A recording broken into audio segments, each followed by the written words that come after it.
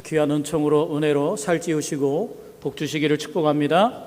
옆에 분에게 서로 인사하시겠습니다. 사랑합니다. 축복합니다. 감사합니다. 할렐루야. 오늘 저는 저항하는 사람이다. 우리 따라해 보실까요? 저항하는 사람. 저항하는 사람이다 라는 제목으로 하나님 말씀 전해드리고자 합니다. 오늘 우리가 읽은 이 과부의 기도, 불의한 재판관을 향한 과부의 청원을 들으면서 우리가 늘 말씀에 새기는 건 그겁니다. 뭐라고 합니까? 우리가 열심히 최선을 다해서 끝까지 악착같이 기도하자 이거죠. 그래서 오늘 이 말씀을 우리는 정말 최선을 다해서 끝까지 기도하는 것이라고 이렇게 많이 들어왔습니다. 근데 오늘은 조금 관점을 달리해서 단순한 기도가 아닌 이 기도를 바로 우리가 가진 신앙의 저항으로, 바로 하나님이 원하시는 저항으로 한번 생각해 볼 필요가 있다라는 관점에서 이 말씀을 드리고자 합니다. 기도의 방법을 찾는 게 아니라 이 기도가 바로 우리 삶의 하나의 삶의 저항이다라고 하는 겁니다. 오늘 우리가 읽은 본문 맨 마지막에 보면 이 여인이 불의한 재판관의 마음을 돌려놓기 위해서 했던 모든 행동, 그것을 기도라고 말하면서 동시에 뭐라고 말하고 하냐면, 그러나 인자가 올 때에 세상에서 믿음을 보겠느냐 이렇게 말씀하고 있습니다. 오늘 이런 여인의 행동을 믿음이다라고 이렇게 말하고 있는 걸 우리가 생각해 볼 수 있습니다. 오늘 18장이 있기 전에 17장에는 어떤 말씀이 나왔냐 하면, 17장에는 예수님이 이 땅에 오실 마지막 날에 대한 말씀이 나옵니다. 종말에 대한 말씀이죠. 그래서 거기에 보면 정말 고난을 받는 것, 이 세대에서 버림받은 것 같은 하나님의 백성들이 있음을 보여주고 있습니다. 25절에 이렇게 표현합니다. 그러나 그가 먼저 많은 고난을 받으며 이 세대에 버림받아야 할지니라. 그러면서 26절에 노아의 때와 또 28절에 롯의 때와 같은 종말의 임박한 종말 파멸에 대해서 말씀하고 있습니다. 이런 종말의 시대에 이런 여인의 행동, 이 과부의 행동이 바로 하나님이 보고 싶어하는 믿음이다라고 오늘 본문 뒷부분에 그렇게 말씀하고 있습니다. 인자가 올 때에 세상에서 가로 열고 이 여인의 간구와 같은 믿음을 보겠느냐라고 하는 것이죠. 오늘 갑작스러운 파멸과 종말, 여기 보면 17장의 청중과 또 그 장소나 모든 것이 변하지 않았어요. 지금 오늘 이 여인의 기도에 대해서, 이 여인이 불의한 재판관을 향해서 외치는 그 외침에 대해서 사람들이 들을 때 그 분위기는 바로 앞전에 예수님이 다시 올 때에 거기에 정말 종말의 파멸과 종말, 거기 보면 37절에 보면 죽어 있는 곳에는 독수리가 모이느니라 하고 죽음에 대한 깊은 나락, 그런 공포감이 함께 섞여진 상태에서 이 여인의 기도가 나온다라고 하는 겁니다. 그래서 이 섬뜩한 경고에 이어서 같은 속에서 듣게 되는 말씀이다라고 하는 겁니다. 기도가 단순한 강청이 아니라 종말과 연관된 가장 취약하고 억울한 사람, 그 사람이 바로 과부로 등장하는 거죠. 그 종말에 가장 취약하고 억울한 사람은 누구냐? 그 예수를 끝까지 믿어가야 될 우리 그리스도인이다라고 하는 겁니다. 이 여인과 이 과부와 그리스도인의 입장이 같은데, 바로 그들에게서 이렇게 이 여인처럼 끝까지 이 믿음을 지켜내는 저항의 삶을 볼 수 있겠느냐라고 하는 겁니다. 결국은 이 믿음이란 뭐냐? 낙심 속에서도 결국은 정의를 마침내 찾아내는 과부의 행동, 그게 바로 이 믿음이 아닌가라고 하는 겁니다. 오늘 본문을 보면서 우리가 첫 번째 생각해야 될 것은, 그러면 이 여인이 저항한 것은 도대체 뭐냐? 불의한 재판관에 저항하는 이 과부에 대해서 살펴봐야 됩니다. 불의한 권력을 이기는 과부의 힘을 오늘 이 본문이 보여주고 있습니다. 이 불의한 재판관과 과부는 누가 더 힘이 있어요? 누가 더 힘이 있을 것 같으세요? 재판관과 과부는 누가 더 힘이 있을 것 같으세요? 재판관이 더 힘이 있죠. 그런데 오늘 말씀은, 성경은 참 재미있게도 이렇게 연약한 사람, 힘없는 사람이 승리하는 모습을 자주 보여줘요. 그러면 이 과부와 재판관이 결국은 이렇게 갈등하고 긴장해서 누가 이겼습니까? 오늘 말씀에 제가 귀가 안 들리는 거죠? 여러분이 대답하는데 누가 이겼습니까? 과부가 이겼습니다. 자, 이 말씀을 생각해 보십시오. 과부의 이 청원은 단순한 정의를 부르짖는 청원이 아닙니다. 이거는 불의한 재판관에 대한 끝없는 저항인 것을 보게 됩니다. 가장 약한 자가 가장 불의한 재판관을 어떻게 이겨나갔느냐라는 거죠. 이 재판관이 이렇게 여기에 보면 5절에 보면 이렇게 말합니다. 이 과부가 나를 번거롭게 하니, 이 번거롭게라는 단어가 그냥 보통 단어가 아닙니다. 예수님께서 이 비유를 쓰실 때에 단어를 특별히 선택하셨는데, 이 번거롭게란 단어는 후피아즈란 헬라어입니다. 후피아즈라는 단어는 무슨 뜻이냐면 그냥 번거롭다는 뜻이 아니에요. 이거는 원어적인 의미로 보면 이게 권투 선수에게 쓰는 용어입니다. 여러분 복싱 선수가 쓰는 용어를 아세요? 레프트 훅 하면 뭐예요? 왼손을 날려서 턱을 날리는 걸 레프트 훅이라고 하고요. 라이트 훅은 뭐예요? 오른손을 날리는 거고요. 어퍼컷이 있어요. 어퍼컷은 뭐예요? 어퍼컷은 아래에서 위로 턱을 올려 치는 거. 모르겠습니다. 제 말이 맞나요? 권투해 보신 분들 아마 그런 용어가 있는데, 이 예수님께서 번거롭게 하다는 이 단어를 사용할 때 이 단어는 후피아제라는 단어는 무슨 단어냐면, 권투 선수가 상대편의 눈밑을 온 힘을 실어서 눈밑을 정통으로 꽝 때렸을 때에 바로 가격했을 때 그 상태를 바로 번거롭게 하다, 후피아즈 했다, 이런 단어로 쓰는 겁니다. 다시 말하면 이 한 과부가 이 불의한 재판장에게 가서 계속해서 간구합니다. 내 억울함을 풀어달라고 간구하는 건 이 재판장이 볼 때 그건 무엇과 같은 거예요? 단순한 졸라대는 그런 게 아니라 이 재판장과 싸우는 거라는 거죠. 이 재판장의 불의 어떻게 싸웠을까요? 이 재판장이 볼 때 그거는 자기의 눈탱이를 그냥 꽝 밤탱이가 되도록 때린 그런 것과 같은 충격을 받았다는 것을 이 예수님의 언어를 통해서 보여주고 있는 겁니다. 왜 충격을 받았을까요? 우리도 요즘 보면은 불의한 일을 당하면 어떻게 해요? 이 여인이 매일 가서 송사를 하는 거예요. 그걸 보는 사람들이 뭐라고 할까요? 저 재판관은 저 사람 좀 어떻게 해결해 주지, 자기 이익만 추구하고 저 사람의 문제를 해결해 주지 않는구나, 이러고 아마 그 재판관을 사람들이 욕할 거예요. 그것이 아마 이 불의한 재판관에게 큰 충격이 됐을 수도 있습니다. 이 불의한 재판관과 여인을 단순한 힘없는 사람의 청원과 재판관의 그 힘을 과시하는 상태가 아니라 복싱을 싸우는 것처럼 과격하게 싸우는 싸움의 상태라고 보여주고 있는 겁니다. 다시 말하면 이 단어를 유추해 볼 때 이 여인은 불의한 재판관에게 끝없이 저항하고 있는 거예요. 오늘 그럼 이 재판관은 도대체 어떤 사람이냐? 예수님께서 이렇게 말씀했습니다. 어떤 도시에 하나님을 두려워하지 않고 사람을 무시하는 한 재판장이 있는데, 어떤 도시에 하나님을 두려워하지 않고 사람을 무시하는 재판장이 있다. 어떤 도시란 말은 당시에 어느 도시나 이런 재판장이 있었다는 거예요. 어떤 재판장이요? 불의한 재판장이 있었다는 거예요. 당시의 사회가 얼마나 엉망이었는지를 보여주는 단어입니다. 이 불의한 재판과 이 여인의 싸움이 일어납니다. 이스라엘에는 공식적인 재판관이며 사회 지도자가 71명이 있습니다. 그 사람들을 뭐라고 부르냐면 산헤드린 공의회라고 말합니다. 71명의 산헤드린 공의회원이 이스라엘을 다스립니다. 종교적인 문제, 법적인 문제를 다스리고 그들에게 적절한 정의를 구현해 줍니다. 그런데 오늘 그것만이 아니라 그 사람들로는 이스라엘을 다 다스릴 수 없어요. 그래서 각 대도시에는 23명의 작은 산헤드린 공회라고 부르는 또 다른 재판관을 두었습니다. 그 23명의 재판관이 두었는데 그 사람으로도 다 안 돼요. 그래서 로마 정부에서 또 행정재판관을 임명했습니다. 각 도시에 행정재판관을 임명했어요. 로마에서 임명한 재판관은 범죄 소송을 맡고 동시에 이 재판관들이 하는 일은 뭐냐면 그 소송을 통해서 로마의 이익을 보고하는 행정 당사자가 바로 재판관이 있었다라고 하는 겁니다. 그걸 지역 판사다라고 보면 됩니다. 지역에 판사가 있는 거예요. 오늘날과는 좀 다르죠. 도시마다 행정관과 재판관을 따로 두었는데 이 행정관과 재판관은 누구냐? 바로 대부분 유대인이 아닙니다. 이방인입니다.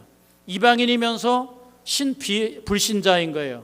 신자가 아니고 이방인인 사람이니까 오늘 이렇게 말하는 거예요. 재판관이 내가 하나님을 두려워하지 않고 사람을 무시한다라고 스스로 말하는 거예요. 4절에 보니까 그가 얼마 동안 듣지 아니하다가 후에 속으로 생각하되 내가 하나님을 두려워하지 않고 사람을 무시하나. 이 지역 재판관들은 그래서 늘 타락했던 사람들입니다. 이 사람들은 도덕적인 양심을 철저히 무시했던 사람들입니다. 자기의 이득을 위해서 송사를 굽게 하고 오직 로마의 정부를 위해서만 살았던 사람입니다. 이 사람들이 당시에 종교적인 불의를 가졌던 바리새인과 서기관들과 협착해서 사람들의 재판을 굽게 하는 불의가 당시에는 많았다고 합니다. 결국은 이 재판관은 불의하며 사악한 사람입니다. 과부의 송사를 자기에게 이득이 되지 않으니까 들어줄 수가 없는 그런 사람이었던 걸 보게 됩니다. 불신자며 지역판사인 이 사람들을 당시의 유대인들은 뭐라고 했냐면 이 사람들은 세리와 같은 사람으로 취급해야겠습니다. 세리를 유대인들이 얼마나 경멸했습니까? 로마의 정부의 세금을 걷어서 로마 정부에 바치고 자기들도 착복하면서 그렇게 자기 배를 채워갔던 세리들을 같은 민족이지만 얼마나 유대인들이 경멸했습니까? 그런데 이 지역 재판을 하는 이 도시에 있는 이 재판관은 어떤 사람입니까? 세리와 똑같이 이방인입니다. 더군다나 하나님도 두려워하지 않아요. 그러니까 이 사람들은 얼마나 정말 불의하고 사악한 사람들인지 모릅니다. 그런데 결과적으로 이 한 힘없는 과부가 이 불의한 재판관과 싸워서 이겼다라고 오늘 성경은 말씀해 주고 있는 거예요. 그게 바로 저항이다라고 표현하고 있습니다. 결국은 특별히 구약에는 과부는 어떤 사람들입니까? 토라에 의하면, 율법에 의하면 과부는 정의에 앞서서 우리에게 동정을 받아야 될 대상입니다. 다시 말하면 하나님의 말씀으로 과부를 도와주라고 하셨어요. 그러니까 과부에게는 옳으냐 그르냐보다 먼저 그의 생업과 삶을 지켜줄 책임이 바로 하나님을 따르는 유대인들에게 있었다라고 하는 겁니다. 우리가 아는 것처럼 출애굽기 22장 22절에서 23절에 너는 과부나 고아를 해롭게 하지 말라. 내가 만일 그들을 해롭게 함으로 그들이 내게 부르짖으면 내가 반드시 그 부르짖음을 들으리라 라고 하나님이 말씀하고 있습니다. 이사야 1장 17절에도 이렇게 말합니다. 선행을 배우며 정의를 구하며 학대받는 자를 도와주며 고아를 위하여 신원하며 과부를 위하여 변호하라. 또 신명기 24장 17절에 이렇게 말합니다. 너는 객이나 고아의 송사를 억울하게 하지 말며 과부의 옷을 전당 잡지 말라. 성경은 어떤 정의를 앞세우기에 앞서 그 과부가 사회적으로 보호받아야 될 사람이라고 알려주고 있습니다. 그리고 그게 하나님의 뜻이라고 알려주고 있습니다. 그런데 오늘 이 과부의 저항에는 특별한 부분이 있습니다. 뭐냐 하면 이 과부는 그런 동정심을 원하지 않는다는 거죠. 과부는 그렇게 하나님의 말씀, 물론 이 불의한 재판관은 불신자이기 때문에 하나님도 두려워하지 않는 사람입니다. 그래서 이 과부의 어떤 청원도 들어주지 않아요. 이 과부는 그래서 나를 좀 동정심을 가지고 나를 좀 살게 해주십시오 이렇게 말하는 게 아니에요. 이 과부는 자기 삶에서 오직 정의를 원합니다. 이 과부가 송사를 한다는 건 아주 깊은 의미가 있습니다. 과부가 송사한다 이거는 뭐냐면 과부는 무엇입니까? 사실 이 당시에 송사는 재판은 남자들만 할 수 있었어요. 그래서 그 집안에 이스라엘은 계대결혼법이 있었지 않습니까? 자기 남편이 죽었는데 형제들도 살아있지 않은 거예요. 남편의 형제들이 살아있다면 남편의 형제들이 대신 송사를 해줘야 됐어요. 또 우리가 보아스와 룻의 관계처럼 이 보아스가 룻이 밭에 왔을 때 이삭을 흘려주고 먹을 것을 주고 그에게 정말 풍족하게 대접해줬던 것, 그거는 바로 동정심입니다. 율법이 가르쳐준 동정심입니다. 그런데 과부에게는 그렇게 자기의 기업을 물을 사람도 없었던 거예요. 그러니까 오직 자기 혼자 남았는데 억울한 거예요. 그러니까 송사를 자기 여자인 자신이 직접 담당했다고 하는 것은 이 사람의 인생이 밑바닥 가운데 가장 밑바닥이라는 것을 보여주고 있는 겁니다. 이런 과부가 송사를 해서 당시의 기득권이고 힘을 가지고 있던 재판관, 불의하고 사악한 재판관과 이겼다는 거예요. 어떤 방법으로요? 저항이죠. 이 과부가 매일 불의한 재판관을 찾아가는 것은 저항입니다. 그게 바로 저항이다라고 하는 거죠. 남자들의 몫을 그대로 다 하고 있습니다. 경멸받던 재판관, 지역 재판관에게 과부는 저항을 하고 있어요. 그러면서 그가 이렇게 말합니다. 그는 그에게 가서 내 원수에 대한 나의 원한을 풀어주소서. 다른 게 아니에요. 동정이 아니라 내 원수에 대한 나의 원한을 풀어주소서. 이거는 정의를 말하는 겁니다. 정의롭게 해달라는 거예요. 여러분, 불의한 재판관에게, 정의롭지 않은 재판관에게 정의롭게 해달라고 요청하는 과부는 저항하고 있는 겁니다. 불의한 인생, 불의한 삶, 불의한 사회에 대해서 저항하고 있더라라고 하는 겁니다. 오직 정의만을 원하고 있는 겁니다. 오늘 이 여인이 가진 간절함을 생각해 보십시오. 여러분, 이 여인이 이 불의한 재판관을 찾아간 것처럼 하나님을 향한 우리의 간절함이 있어야 될 줄로 믿습니다. 이 여인의 절박함과 간절함이 오직 이 저항을 만들어냈어요. 우리도 하나님 앞에 나올 때 이 여인처럼 이렇게 예배의 자리에 이 간절함과 또 이 끈질김으로 바로 예배에 나와야 될 줄로 믿습니다. 오늘 이 여인의 간절함과 끈질김이 어떻게 만들었습니까? 이 끈질긴 저항이 사악하고 불의한 재판관의 판정에도 정의를 세우게 만들었다는 거예요. 할렐루야. 정의는 그렇게 세워지는 거더라고요. 정의는 옳고 그름을 따져서 세워지는 게 아니었습니다. 여기 보니까 이 사악하고 불의한 재판관에게 생기를 불어넣은 것은 이 여인의 끝없는 저항이었다라고 하는 거예요. 이 재판관이 결국 뭐라고 합니까? 이 과부가 나를 번거롭게 하니 내가 그 원한을 풀어주리라. 번거롭게가 아까 뭐라고 그랬어요? 우리를 때리는 거예요. 후피하지. 이 과부가 나와 계속 싸우자고 하니 내 눈을 꼰트 선수가 되어서 내 눈을 멍들게 자꾸 때리니 내가 그의 번거로움을 풀어주리라. 과부의 저항에 불의한 재판관이 항복하고 정의를 세우더라는 거죠. 오늘 이 말씀을 통해서 우리가 꼭 오늘 우리가 알아봐야 됩니다. 이런 일들이 우리 삶에도 있음을 깨닫게 되길 축복합니다. 여러분, 요즘 일본과 우리 사이에 성노예로 끌려갔던 위안부 어르신들의 삶이 그려지고 있지 않습니까? 얼마 전에도 한 분이 또 돌아가셨어요. 얼마 남지 않았어요. 여러분, 그분들이 동정심을 원하는 걸까요? 정의를 원하는 걸까요? 정의를 원하는 겁니다. 그분들이 위안부로 끌려갔는데 그 부끄러운 일을 당했는데 자기를 감추지 않고 드러내는 이유는 뭡니까? 기업에게서 몇 푼의 돈이나 얻어가지고 동정심을 얻자고 하는 게 아니에요. 그분들은 이게 한인 거예요. 자기들을 그렇게 억울하고 고통스러운 일을 당했는데 자기들을 창렬하고 비웃는 이런 이 시대에 어그러진 재판관을 향해서 죽음으로써 끝까지 저항하는 거예요.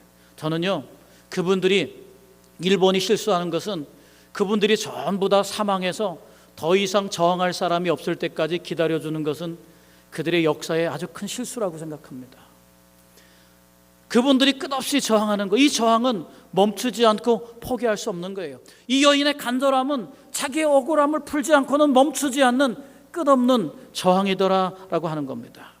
동정을 원하는 게 아니다라고 하는 거죠. 이 간절함이 바로 우리를 예배의 자리에 세우는 그런 귀한 도구가 되어야 될 줄로 믿습니다. 이 간절함이 불의함에도 생기를 불어넣는 정의를 세우는 복됨이 될 줄 믿습니다. 오늘 두 번째로 오늘 말씀을 통해서 보여주는 것은 이 불의한 재판관에게 저항하던 이 한 여인 과부는 이 종말의 시대를 살아가는 우리 그리스도인과 같다라고 하는 겁니다. 불의한 세상에 저항하는 그리스도인으로 살아가라라고 하는 거예요. 요즘 사도행전을 금요 철야 때마다 하고 있습니다. 사도행전 4장에 보면 이렇게 시편 2편 1절 2절의 말씀을 인용합니다.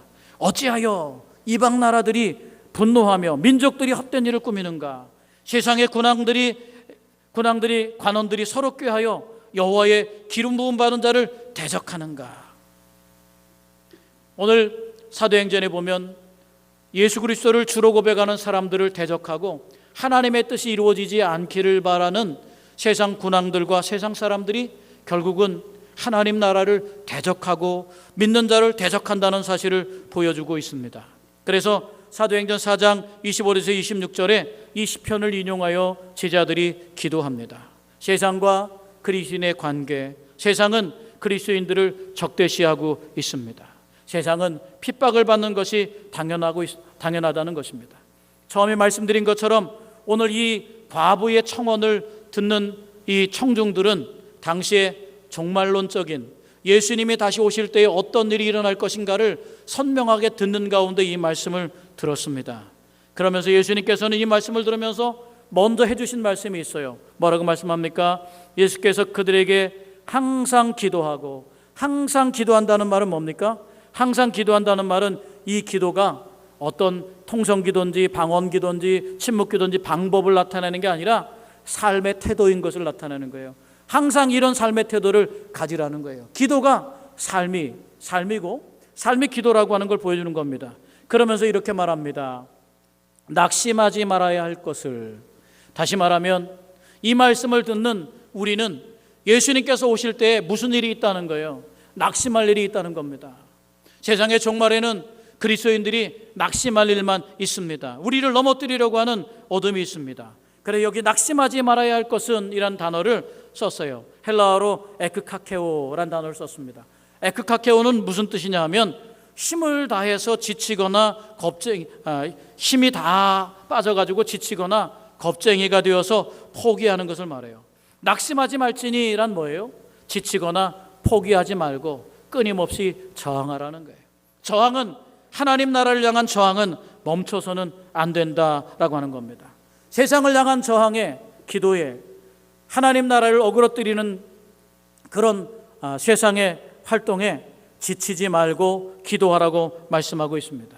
이 사도 바울은 늘 자기의 삶에 이런 말씀을 늘 했습니다. 우리 그리스도인들에게 있어서 중요한 것은 낙심하지 않는 것이라고 말합니다. 낙심하지 않는 것이 그리스도인들에게 있어서 아주 중요한 영적 요소라고 말하고 있습니다. 그래서 사도 바울은 늘 격려합니다. 고린도후서 4장 1절에 또 6절에 이렇게 말합니다. 그러므로 우리가 낙심하지 아니하노니 우리의 겉사람은 낡아지나 우리의 속사람은 날로 새로워지도다. 그러므로 우리가 이 직분을 받아 긍휼하심을 입은 대로 낙심하지 아니하고, 또 고린도서만이 아니라 갈라디아서 6장 9절에도 이렇게 말합니다. 우리가 선을 행하되 낙심하지 말지니 포기하지 아니하면 때가 이름에 거두리라. 이 저항을 해가면서 우리를 억압하고 억누르는 예수님 당시에 예수 그리스도의 이름을 지키기 위해서 정말 죽음을 당하고 십자가에 못 박히고 화형을 당하고 짐승에게 사자우리의 밥이 되어 던져지는 비참한 고통을 당하면서도 낙심하지 말라는 권면을 들었다라고 하는 것이죠. 오늘 형제들아 너희는 선을 행하다가 낙심하지 말라. 또 그러므로 너희에게 구하노니 너희를 위한 나의 여러 환난에 대하여 낙심하지 말라. 이는 너희의 영광이니라. 낙심하지 않는 게 데살로니가후서 3장 13절에 에베소 3장 13절에 보면 우리의 영광이래요. 낙심하지 않는 것은 그리스도인에게 가장 중요한 격려의 말씀인 것을 깨닫게 되길 축복합니다. 옆에 분에게 우리 인사하시겠습니다. 낙심하지 맙시다. 할렐루야.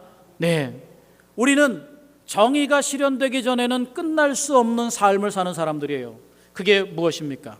예수님 당시에 그런 삶을 사는 사람들이 간절히 사모하고 기다렸던 건 뭡니까? 파루시아, 바로 예수님이 이 땅에 오심입니다. 주님이 오셔야만 정의가 세워지는데 이 땅을 살아가는 그리스도인들은 정의가 끝날 때까지 멈출 수 없는 저항을 계속하는 사람들이라는 거죠. 우리는 세상에 대해 저항합니다. 하나님 나라를 왜곡시키고 굴곡시키는 세상을 향해 저항합니다. 과부의 저항처럼 기도는 종말을 살아가는 우리들의 삶의 저항인 줄로 믿습니다. 여기 보면 이 불의하고 사악한 재판관이 이렇게 말합니다. 이 과부가 나를 번거롭게 하니 내가 그 원한을 풀어주리라. 그렇지 않으면 늘 와서 나를 괴롭게 하리라. 이 독백처럼 이렇게 말합니다. 근데 여기에 늘 와서, 이 늘이라는 단어, 또 여기 보면 그 도시에 한 과부가 있어 자주 그에게 가서, 이 자주 혹은 늘이라는 단어를 쓸 때 이 늘이라는 단어는 에이스텔로스란 헬라어인데 이건 뭐냐 하면 단순하게 몇 번 왔다거나 어느 양만큼 채웠다는 뜻이 아닙니다. 이 늘 온다는 말은 끝까지 끊임없이 영원히 온다는 뜻이에요. 이 상황이 정의가 실현되기 전에는 끝나지 않고 이 여인이 영원히 내게 올 것이라고 두려워하고 있는 거예요. 그게 진짜 저항입니다. 그리스도인들은 영혼을 위해서 영원한 시간 앞에서 저항하는 존재들인 줄로 믿으시길 축복합니다. 초대교회가 예수님의 재림을 기다리면서 인내했던 것처럼 우리는 낙심하지 말아야 될 줄로 믿습니다. 낙심을 주는 세상 속에서 우리는 세상을 향해 저항하는 사람으로 살아가야 됩니다. 오늘 불의한 재판관이 결국은 사악한 자기 마음과 본성에 다르게 정의를 실천할 수 있었던 전환점이 여기에 있습니다. 이 재판관이 생각합니다. 그리고 이렇게 말합니다. 이 과부가 나를 번거롭게 하니 내가 그 원한을 풀어주리라. 바로 15장에 보면, 누가복음 15장에 보면 탕자가 아버지의 재산을 다 탕진하고 혼잣말로 독백합니다. 내 아버지 집에는 종들도 먹을 것이 풍족한데 나는 여기서 주려 죽게 되었구나. 그러니 내가 이제 일어나서 아버지께로 돌아가서 아버지의 아들이라 일컬음을 받지 않고 그에게 품꾼의 하나로 써달라고 하리라. 이 탕자는 위대한 전환점을 맞습니다. 모든 것을 잃어버리고 비천해진 탕자는 그 마음속에 독백을 합니다. 아버지께로 일어나서 돌아가리라. 오늘 이런 탕자의 독백처럼 이 불의한 재판관이 독백하고 있는 거예요. 내가 이 여인의 원한을 풀어주지 않으면 늘 와서, 영원히 와서 나를 괴롭히겠구나. 오늘 하나님 나라를 위해서 저항하는 사람들에겐 언젠가 이 불의한 재판장을 통해서 전환점이 일어난 것처럼, 상식적이지 않아요. 전환이란 건 항상 상식적이지 않습니다. 하나님 나라는 상식적인 나라가 아닙니다. 상식적이지 않게 이 재판관의 마음을 흔들어서 요동시켜서 재판관이 이 불의한 여인의 저항에 항복하는 것처럼 오늘 우리 인생에도 이런 일이 있을 줄로 믿습니다.